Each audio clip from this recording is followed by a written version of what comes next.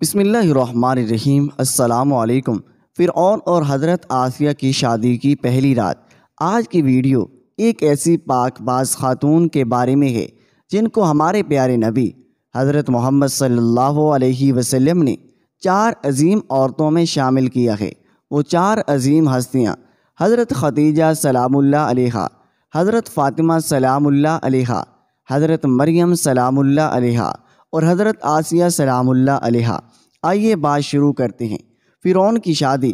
فرعون مصر نے ریان بن ولید کی پوتی حضرت آسیہ کو شادی کا پیغام بھجوایا۔ یاد رہے، ریان بن ولید وہی بادشاہ تھا جو حضرت یوسف علیہ السلام کے دور میں تھا، اور وہ حضرت یوسف پر ایمان بھی لایا اور اس نے حضرت یوسف کو عزیز مصر بھی بنا دیا۔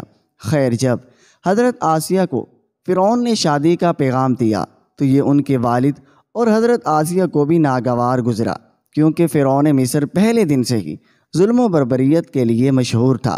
لیکن فرعون نے اپنی بادشاہت کے زور و جبر پر حضرت آسیہ سے شادی کر لی اور دھمکی دی، اگر یہ شادی نہیں کرے گی تو آپ کے والدین کو قتل کر دیا جائے گا۔ شادی ہونے کے بعد بھی اللہ پاک نے حضرت آسیہ کو فرعون سے محفوظ رکھا اور وہ آپ پر قادر نہ ہوا۔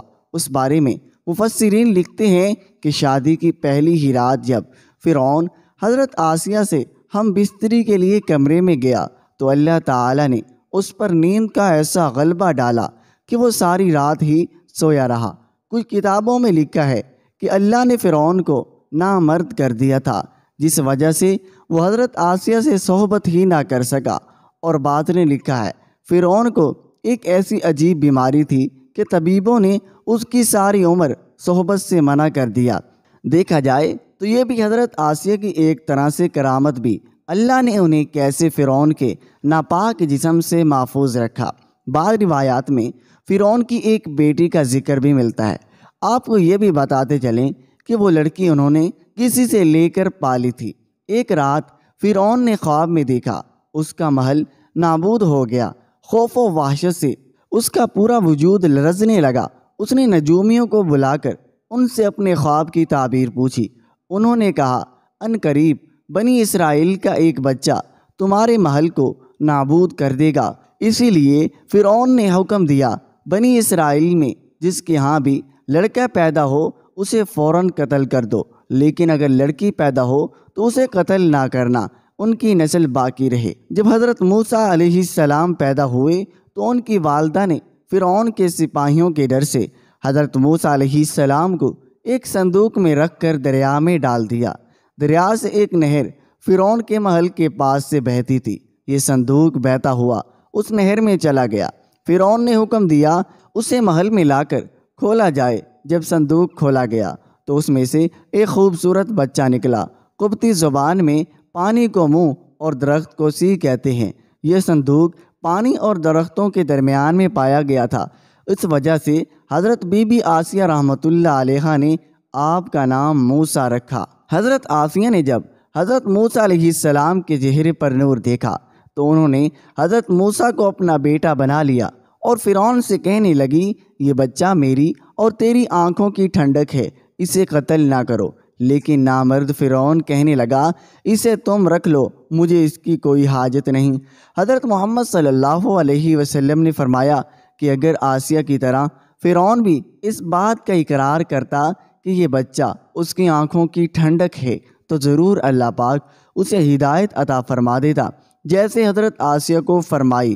حضرت آسیہ سلام اللہ علیہا کو اللہ پاک نے قرآن میں عورتوں کے لیے نمونہ بھی قرار دیا ہے۔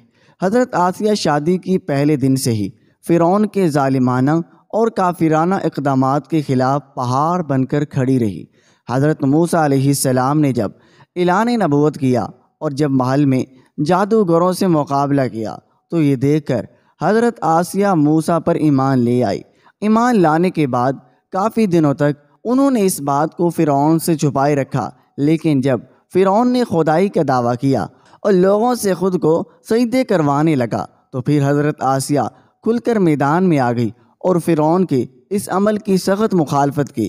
جیسے ہی فرعون کو پتہ چلا میری بیوی بھی موسیٰ کے خدا پر ایمان لا چکی ہے تو اس نے حضرت آسیہ پر بھی ظلم ڈھالنا شروع کر دیے، روز دن اور رات کو مختلف اذیتیں دینے لگا۔ فرعون جیسا کافر شوہر بھی ان کے ایمان کو متزلزل نہ کر سکا، لیکن فرعون نے بہت زیادہ کوشش کی تاکہ کسی نہ کسی طرح انہیں راہ راست سے منحرف کر دیا جائے، لیکن وہ ایسا نہ کر سکا، اور حضرت آسیہ بھی اس کی تمام کوششوں کو ناکام بنا کر صرف خدائے واحد کی عبادت میں مصروف رہی۔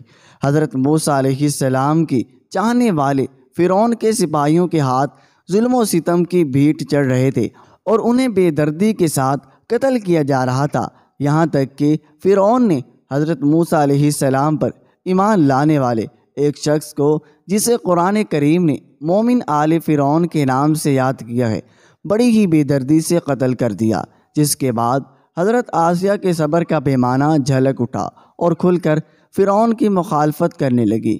فرعون میں غیظ و غضب کی آگ بھڑک اٹھی اور اس نے اپنی زوجہ آسیہ کو بہت ہی دردناک طریقے سے اذیتیں پہنچائی۔